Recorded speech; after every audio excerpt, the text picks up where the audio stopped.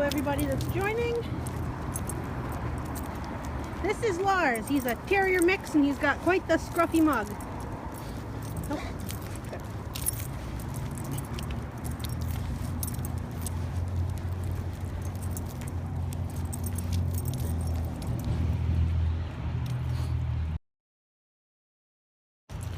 Not sure how many people are going to join.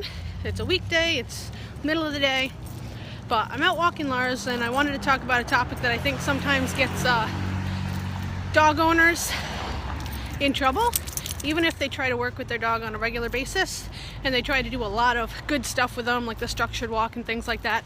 And Lars was a pretty good example of a dog that takes every inch he can get and tries to get away with stuff while not necessarily directly disobeying whatever you're asking him to do. So when he's heeling, he'll try to walk a little bit ahead of you, or he'll try to pay attention to some stuff, but he doesn't pull on the leash and lunge like crazy all the time. So what he does is he takes advantage of every little inch that he can get, and all those things add up over time. So I called it smooth criminal because, analogy time, I want to kind of refer to this similar to like bank robbery. So you've got some dogs that'll go right in the bank and try to get $5,000, $10,000 off the bat. First time, first go around. Then you've got a dog like Lars, who's kind of more like a con artist. And what he's gonna do is he's gonna go $5, $10 here or there from individual accounts, maybe a sniff here, pulling ahead of you a little bit there, glaring at somebody, all these little things that are going to be pretty easy to let go. So he's still going to get to his $5,000 or $10,000 mark over time. He's still going to get to that, I can get away with stuff and I'm going to try to react to things sometimes, but he's not going to put up as much of a big show about it as some dogs will. So I'm going to flip the camera back around. So he's the kind of guy that you can see he'll walk ahead of me a little bit, but he's not pulling like a freight train, right? He'll try to drop his nose and sniff a little bit, but he's not surging towards every tree that he sniffs.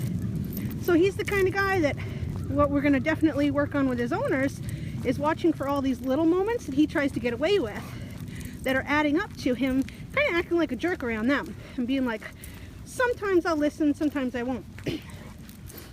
So it doesn't seem like much, but him trying to take even an inch ahead of me, he'll start to stare at people when we walk by them. He'll try to sniff things on the ground or trees. His ears will start to perk up. When we come to a stop, his auto sit is sloppy. And it's not a huge difference, him walking here versus him walking here. And he's still not pulling on the leash, but in his mind, he's not where I want him to be, and he knows it. I don't have as much control up here, in the upstairs region. And physically, I'm kind of trapped in the mind frame, or owners get trapped in the mind frame of having control over their dog because the dog's not at the end of the leash pulling like a monster. So it's the little things over time that are going to add up to the same disasters, but they kind of pull the wool over your eyes because it's only a small little out of place little glance here and there. So he's the kind of guy that I would call a smooth criminal because he'll try to take an inch here, an inch there, and get away with little things that we know he knows how to do. I mean, his owners take him for walks. They've done tons of awesome obedience training with him. So if we say sit or down and he doesn't, I know he knows how. He's just being a punk. And he's not doing it because he doesn't want to. So I want to make sure when we're doing all of our training stuff that I don't let him take an inch and try to get away with being a naughty, because that's what's going to lead to him trying to get away with even bigger things. So smooth criminal, that's what I'm going to call it. But that's just a topic I wanted to talk about. I think a lot of owners struggle with basic obedience, leash walking, lots of stuff, where the dogs are just kind of getting away with a little bit and they're not going crazy, but over time it really sets you back. And then the dogs know that they can get away with it, so it's even harder for you to take advantage of training and try to fix it.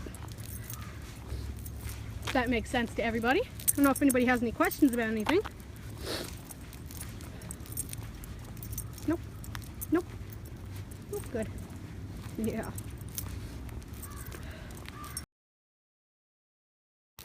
It's chilly out, you guys. I don't know where everybody is, but we are in Plattsburgh, New York, and it's not below freezing like it was, but it's also not in the 40s like it was. So we've bounced back and forth, now we're middle ground. But at least there's not as much snow and ice on the ground. Yep, I see it with place too, and place command. I see a lot of dogs that go on to place. The place cot is plenty big enough for their whole body, but they've got toes hanging off, or they do the stretch creep, and they try to get just a little bit of extra room to get closer to what they want or to push the boundaries. And it can be hard for owners sometimes to say, oh, they're breaking command. Well, they're still on place, or they're still in a sit, or they're still in a down, but they've moved 5 inches from where you put them. And we're not saying you have to be, you know, strict, exact positioning, but if you've got, you know, a 2x4, yeah, California would be the place to be right now. But if you've got, you know, a 2x4 place cot, and you've got a 30 or 40 pound dog, and they're hanging off of it, or they're creeping and crawling towards wherever they want to be, maybe you on the couch, you might want to tighten things up a little bit, because over time, they're going to push that boundary. Hi, Robinson. And Lars is definitely one of those guys. So he wants to try and creep as much as he can with the little stuff, and over time, that's going to make him a little bit less sharp, a little bit less responsive when we ask him to do things, especially in the heat of the moment, especially around mom and dad, because he's going to try to get away with things and push buttons with them like he has in the past. I'm doing very well. How are you? Go, bud. But it's a topic I wanted to touch on. There's a lot of topics I wanted to touch on, but this one was in the moment.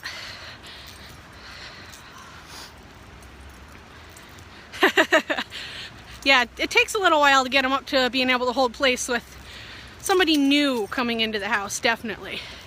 We used to only do friends and family that we knew would follow the rules and not really antagonize the dogs, but now we can have different people come over and I can have our guys in place, and they know lots of practice, lots of reinforcement, and eventually we got to hold them accountable too. Not really letting them take an inch. Reinforcing if they're staring, if they lift their head up, if they grumble a little bit, tiny bit, all that stuff. And most of us dog trainers know our dogs are problem dogs, or some of our dogs are problem dogs at least. So that's where we learn all of our skills. So I definitely can speak from experience where all of my dogs had problems when I first got them.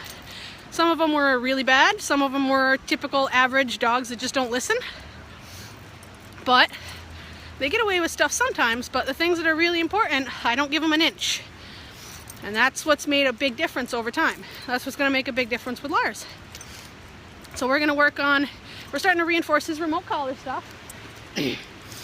Getting him to utilize the remote on walks for basic obedience, stuff like that. And making sure that he follows through with not just the prong collar pressure, but the remote collar pressure, so that eventually we can start doing long line stuff with him in new places. And also use that remote collar because he's had a lot of prong collar training with his owners, and sometimes he'll try to ignore it. So he's gotten slightly desensitized to it, but not 100%. You can still give him a little correction and he'll still pay attention to it. But I have a feeling if he were in the heat of the moment and he were really excited, he'd probably try to blow that off too. All right, you guys, we're almost done with our walk. Anybody have any questions or anything? Thanks everybody who has tuned in.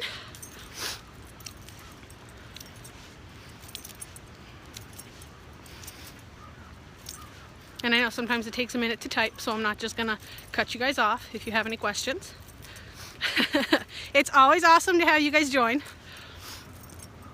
All right, well, we're gonna finish up our walk, go home, do some more training stuff, and we'll try to get some more periscopes going. The weather hasn't been the greatest, and we're trying to get outside, so we'll see if we can do more outside ones. Indoors isn't bad, but the lighting usually isn't great, so it's nice to be able to do them outside. All right, you guys, so we're gonna take this guy, finish up his walk. We went down the college street. He did pretty good, walking by lots of people looking awkward in all their winter gear. And we'll check in with you guys later.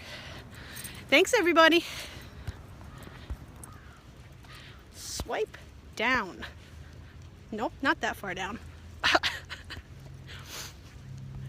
There we go. Bye, guys.